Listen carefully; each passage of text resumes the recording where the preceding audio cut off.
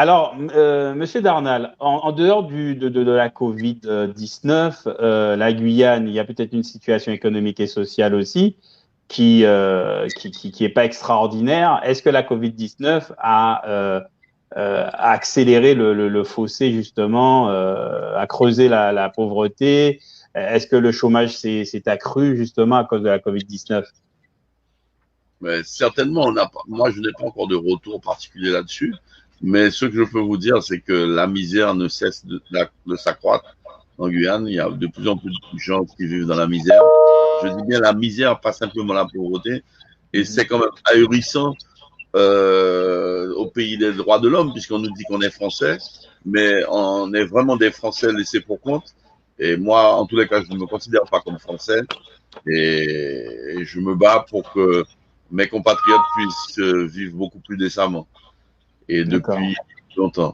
Parce que c'est insupportable de voir qu'aujourd'hui, des enfants ne mangent pas à leur faim tous les jours. Et pour être éducateur sportif, je peux vous dire que j'en côtoie tous les jours des enfants qui ne peuvent pas déjeuner correctement, qui ne peuvent pas dîner correctement, qui n'ont pas de petit déjeuner la plupart du temps et qui sont On en est à ce point-là. Guyane, il y a Kourou, on lance des fusées régulièrement dans l'espace et à côté, on a des enfants qui n'arrivent pas à manger le matin. mais quand M. Mitterrand, qui était président de la République française, était venu en Guyane, il avait trouvé ahurissant qu'on lance des fusées à côté de bidonvilles. Parce qu'à Kourou, où il lance des fusées, il y a un gros bidonville. Et il disait lui-même qu'il faudra que ça s'arrête. Mais faudrait de constater que plus de 20 ans après, les bidonvilles sont encore là et ils n'ont cessé de grandir. Ils n'ont cessé de grandir. Aujourd'hui, vous avez des enfants qui ne mangent pas à leur faim et qui ne peuvent pas faire leurs devoirs avec de l'électricité. Ils font leurs devoirs le soir avec des bougies. Donc, ça montre bien le degré de. Alors, il y a des gens qui vivent décemment, qui sont bien lotis, on ne va pas dire le contraire, mais la grande majorité de la population est dans une situation de misère, de pauvreté. D'accord. Donc voilà, donc un peu le tiers-monde dans un département français. Voilà. Et je pourrais facilement, aux journalistes qui voudraient visiter ces bidonvilles, les faire visiter. Et D'accord. Ben pourtant de l'Hexagone, c'est pas ce que l'on pense, c'est pas ce que l'on voit non plus. On sait que la Guyane, c'est regorge de richesses et entre les orpailleurs, entre l'or, entre toutes les matières premières qu'on veut exploiter, la base Kourou qui génère quand même beaucoup d'argent. Euh, on est un peu surpris de savoir qu'il y a cette espèce de disparité dans la population entre parce les. qu'on veut la cacher, cette disparité. Vous parlez de l'or. Qui bénéficie de l'orpaillage? Alors, vous avez l'orpaillage clandestin sur les Garines Perros, qui pillent l'or dans la forêt guyanaise de manière libre. Ils ne sont pas embêtés, ou de temps en temps, on fait une opération soi-disant harpie pour faire croire qu'on a arrêté quelques orpailleurs clandestins, mais bon, ça ne change pas grand-chose. Vous avez quelques multinationales qui essaient de s'implanter pour piller l'or. En quoi ça allait retomber pour la population guyanaise? Le Voilà. Donc, spatial, le spatial aujourd'hui, c'est à peu près 1000 salariés, dont plus de 50% viennent de l'extérieur. Quelles sont les retombées encore pour la population guyanaise? d'accord. Et en plus de ça, Kourou, c'est une ville dans la ville, quoi. C'est-à-dire que tout est organisé aux alentours. Il n'y a pas de mélange entre Bon, les populations. je ne vais pas être aussi catégorique que ça aujourd'hui, puisqu'on va dire que ça évolue un petit Ça peu. a évolué? Tous les mouvements qu'il y a eu dans les années 90 et début 2000. Donc les choses ont un petit peu évolué. Mais les gens qui arrivent de l'extérieur sont les mieux lotis. Ils ont tout ce qu'il faut pour vivre correctement, alors que la population guyanaise est laissée pour compte. Et vous pensez que si vous êtes indépendant, vous vous en sortirez mieux? Ben déjà, vous avez dit vous-même que la Guyane, c'est un pays qui regorge de ressources naturelles. C'est un pays riche en ressources naturelles. Ces ressources aujourd'hui ne sont pas exploitées. C'est la question qu'il faut se poser. Pourquoi l'État français refuse d'exploiter ses ressources naturelles? C'est parce qu'il est conscient d'une chose, c'est que ces ressources naturelles pourraient permettre à la Guyane de se développer et donner aux Guyanais l'espoir d'un avenir meilleur en prenant leurs choses en main, les choses en main. Donc, voilà, c'est la première question qu'il faut se poser. Pourquoi, avec autant de ressources naturelles, sommes-nous un des pays les plus pauvres de la région? D'accord. Et vous, c'est quoi votre sentiment? Votre sentiment, la population aspire à cette indépendance ou La population, elle vit aujourd'hui d'allocations sociales. non? Elle est sous perfusion. Voilà, elle est sous perfusion.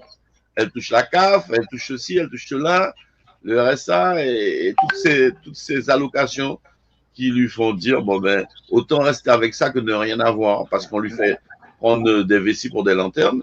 Le ventre à moitié rempli. Le ventre à moitié rempli, comme vous dites. Donc, si demain, effectivement, il y a un véritable développement économique, les gens se rendront compte qu'ils peuvent prendre leur destin en main. D'accord. Et vous voulez prendre votre destin en main avec votre organisation, vous militez un petit peu pour ça aussi. Nous, on se bat pour que les Guyanais puissent avoir le droit de choisir ce qu'ils veulent pour leur pays. Le développement économique qu'ils souhaitent. Ce qui a été acté en 2017. En 2017, ce n'était pas mon organisation. En 2017, c'était la grande majorité de la population qui est descendue dans la rue, qui a exigé un certain nombre de choses qui ont été actées. Et tout ce qui a été acté en 2017, aujourd'hui, n'a pas été réalisé parce que l'État français n'a pas tenu ses engagements. Je vous rappelle quand même que l'accord qui a été signé avec l'État en 2017 a été publié au journal officiel de la France.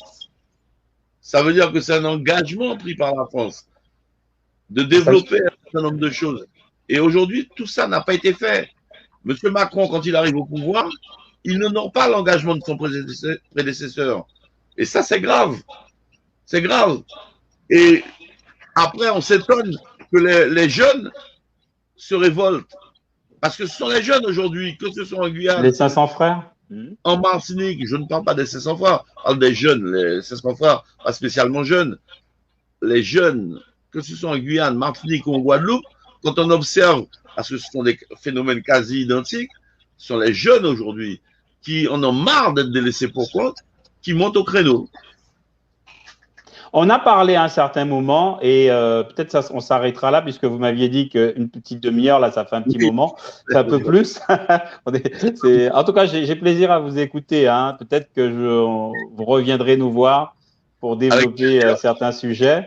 On a parlé à un certain moment d'une fédération entre la Guadeloupe, la Martinique et la Guyane, que ça pourrait être une solution de gestion d'avoir un État fédéral composé de ces trois départements. Est-ce que vous en avez entendu parler? Est-ce que c'est quelque chose est-ce que ça vous dit quelque chose, ça?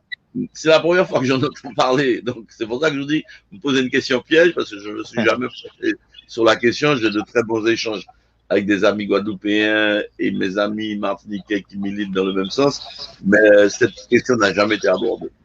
Donc, et pourtant, c'est une question qui était à un très haut niveau. Hein. Je ne me rappelle plus exactement qui ont été à l'initiative de cette pensée-là, mais on disait qu'on pourrait, à partir de Martinique, Guadeloupe, Guyane, avoir une espèce d'État fédéral qui pourrait s'organiser, qui pourrait développer une économie, des échanges entre eux, entre pays aussi, et ça pourrait être assez efficace.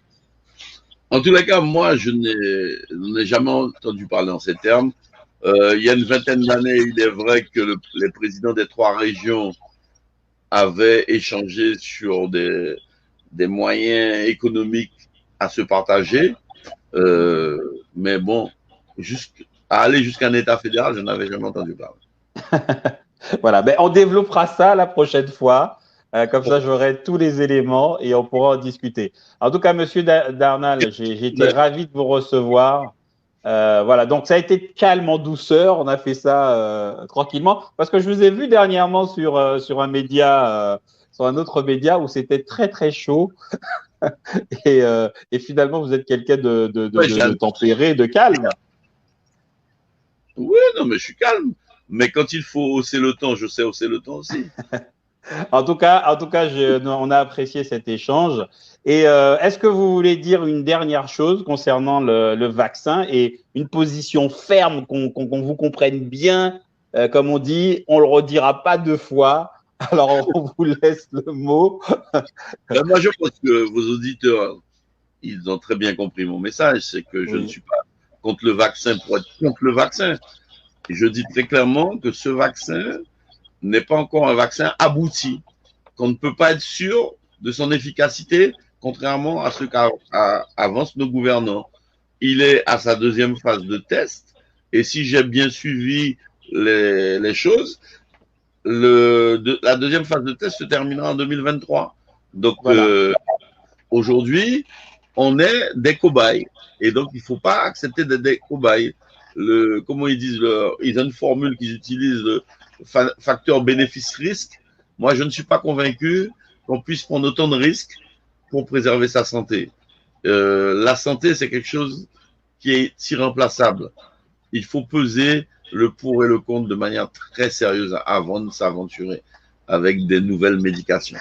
Voilà. Alors, nous, ce qu'on voulait, c'était vous entendre, avoir votre avis sur cette question-là. On l'a eu. On a été très heureux de passer ces 50 minutes avec vous. On vous souhaite une bonne fin d'après-midi, hein, c'est ça, chez vous? Une bonne fin d'après-midi. Et on espère vous retrouver prochainement sur notre antenne pour discuter d'autres sujets socio-économiques. Voilà, ce serait avec grand plaisir. Passez une bonne fin d'après-midi. À bientôt. Merci, Monsieur Lebeau.